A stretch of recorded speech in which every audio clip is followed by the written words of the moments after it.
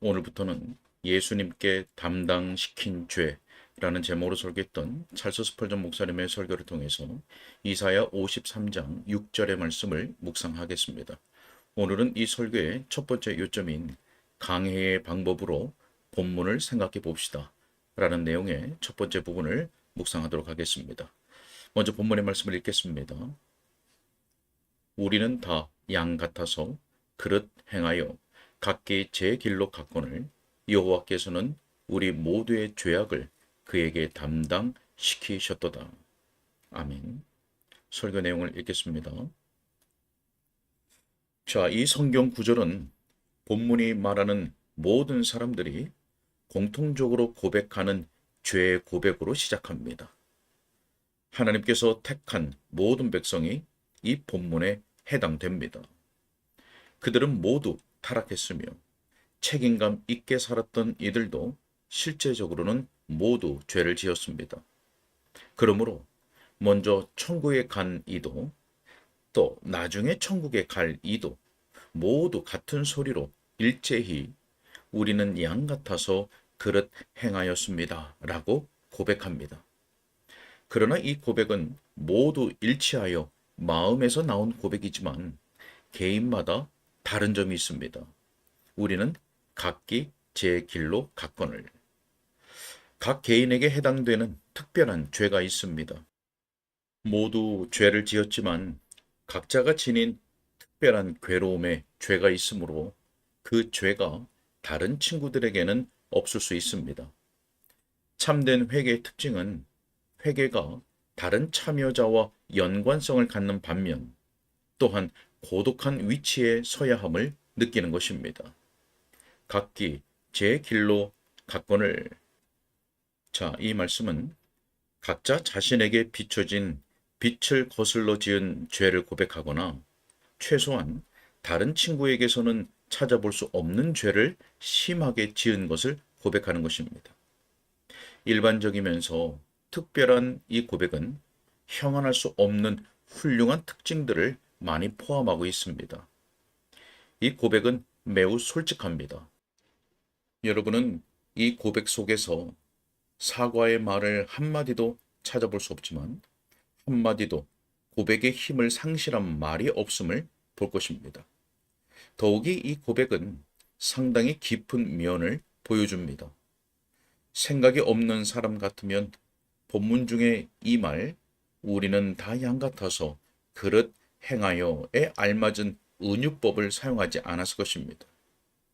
우리는 주인을 아는 소도 아니고 주인의 구유를 기억하는 당나귀도 아니며 하루 종일 돌아다니다 밤에 구유로 돌아오는 돼지도 아닌 양같이 그릇 행합니다.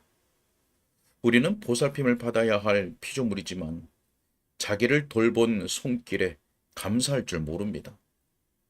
도망가기 위해 울타리의 틈을 찾을 정도로 지혜로운 피조물이지만 제 멋대로 돌아다니다가 자기 집으로 돌아갈 의욕이나 생각도 없을 정도로 어리석습니다. 우리는 돌아갈 힘도 없이 천성적으로 언제나 제멋대로이며 어리석은 양같이 그릇 행합니다. 저는 죄에 대한 우리 모두의 고백이 이처럼 신중하게 나타나기를 원합니다. 그 이유는 우리가 실제적으로 죄를 느끼지 못하면서 비참한 죄인이라고 자신을 말하는 것은 우리의 죄를 더욱 크게 하며 우리 영혼이 고백 속에 들어가지도 않고 일반적인 고백의 말을 사용하는 것은 단지 높은 하늘에 대해 욕하고 비웃었던 바를 느껴서 회개하는 것에 불과하기 때문입니다. 이와 같은 하늘에 대한 모욕과 비웃음은 최대한의 자비와 거룩한 두려움이 있어야 할 곳, 하늘을 향해 저지른 것입니다. 저는 본문의 고백이 독선적이지 않기 때문에 좋아합니다. 이 고백은 의식적으로 죄를 지은 자의 육체에 대한 선언입니다. 이 사람은 심하게 죄를 지었고 이유 없이 죄를 지었습니다. 그들은 모두 산산조각난 반역의 무기를 가지고 일제히 서서 말하기를 우리는 다 양 같아서 그릇 행하여 각기 제 길로 갔거늘 이라고 합니다. 저는 이와 같은 죄의 고백 속에서 고통스러운 울부짖음을 전혀 듣지 못합니다. 다음 구절은 죄의 고백을 도리어 노래로 바꾸고 있기 때문입니다. 여호와께서는 우리 모두의 죄악을 그에게 담당시키셨도다. 자, 이 세 번째 문장은 가장 슬픈 문장이지만 가장 멋있고 가장 풍성한 위로가 있습니다. 이상하게도 불행이 응집된 곳에 은혜가 지배하며 슬픔이 절정에 이른 곳에서 지친 영혼이 가장 안락한 휴식을 찾습니다. 상처받은 구세주는 상처받은 마음을 치료하십니다. 자, 지금 저는 고백을 필요로 하는 모든 심령에게 본문에 나타난 교리를 제시하려고 합니다. 우리는 본문을 첫째 설명하고, 둘째 적용하고, 마지막으로 신중하고 유익한 묵상으로 결론 지으려고 합니다. 자, 먼저 본문의 난회 번역을 살펴보는 것이 좋을 것입니다. 여호와께서는 우리 무리의 죄악을 그에게 모으셨도다. 자, 첫째로 죄를 모으심에 대해 생각해 봅시다. 죄는 악한 광선에 비유할 수 있습니다. 죄는 빛처럼 세상에 널리 흩어지고 그리스도는 죄의 태양에서 흐르는 악한 광선을 견디어 내십니다. 마치 하나님은 불이 담긴 잔을 들고 흩어지는 모든 광선을 그리스도에게로 집중시키는 것 같습니다. 본문은 주께서 우리 무리의 죄악을 그에게 집중시키셨도다 라는 말과 같은 뜻입니다. 모든 곳에 흩어진 죄악이 일제히 집중되었습니다. 찬송받으실 우리 주님의 머리 위에 자기 백성의 모든 죄가 놓여졌습니다. 하늘이 캄캄해지고 바람이 불기 시작하며 태풍이 불기 바로 전 여러분은 하나님의 포병들이 전쟁터로 서둘러 가는 것처럼 구름이 사방에서 몰려오는 것을 본 적이 있을 것입니다. 회오리바람과 폭풍 가운데 하늘이 번쩍이며 천둥이 치고 먹구름이 햇빛을 가릴 정도로 첩첩이 쌓일 그때 여러분은 그리스도에게 모든 죄가 모아지는 은유적 표현을 생각할 수 있을 것입니다. 그 죄는 과거의 죄, 미래의 죄, 이방인 중에서 택함을 받은 자들의 죄, 또 유대인들의 죄입니다. 젊은이의 죄, 늙은이의 죄, 원죄, 자범죄, 이 모든 죄가 모아질 때 모든 먹구름이 몰려 큰 폭풍우를 함께 동반하며 무서운 폭풍을 일으켜서 위대한 대속자가 될 사람, 중보자에게로 몰려갈 것입니다. 이것은 마치 비 오는 날 수천 개의 시내가 산의 한쪽으로 몰아쳐 깊고 물이 많은 호수가 된 것과 같습니다. 이 호수는 구세주의 마음이요, 용솟음치는 급류는 죄의 고백으로 표현된 우리 모두의 죄입니다. 자, 또 자연에서 은유적 표현을 택하지 않고 상업에서 택한 것은 높이 쌓인 수많은 사람의 빚과 이런저런 날의 사용 가치가 있을 수도 있고 없을 수도 있는 계산서와 계약서를 생각나게 합니다. 그리고 이 모든 것이 혼자서 책임질 수 있는 한 사람에게 담당시킴을 생각나게 합니다. 이것이 구세주께서 하신 일입니다. 하나님은 자기에게 자기 백성의 빚을 담당시키셨으므로 주님은 자기에게 주신 모든 자의 빚이 무엇이든지 간에 그들의 채무에 책임을 지셨습니다. 또 이와 같은 은유법이 본문의 의미를 나타내는 데 충분하지 않다면 성경 본문을 주께서 우리 모두의 죄악을 그에게 담당시키셨도다 라고 해석하십시오. 한 사람의 등에 지워진 것처럼 하나님은 그에게 그의 모든 백성의 죄악을 담당시키셨습니다. 늙은 대제사장이 속죄 염소의 머리에 죄를 두듯이 그의 머리에 자기 백성들의 죄악을 담당시키셨습니다. 자, 지금까지 살펴본 이 두 번역은 완전히 일치합니다. 모든 죄가 모아지고 그 모아진 것을 짓밟힌 주님 한 분에게 묶어서 모든 짐을 그에게 담당시킨 것입니다.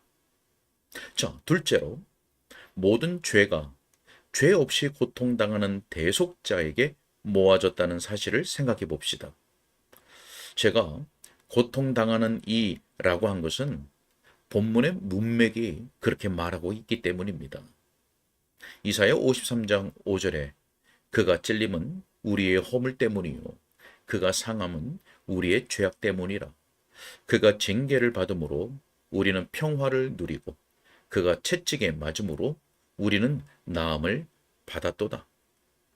자, 이 말씀은 고통당하는 이라는 뜻을 포함하여 주의 모든 슬픔을 설명하면서 주께서 우리 모두의 죄악을 그에게 담당시키셨도다 라는 말씀으로 연결됩니다. 주 예수 그리스도께서 죄인이셨다면 자기 백성의 대속자로서 그들의 죄를 받아들일 수 없었을 것입니다.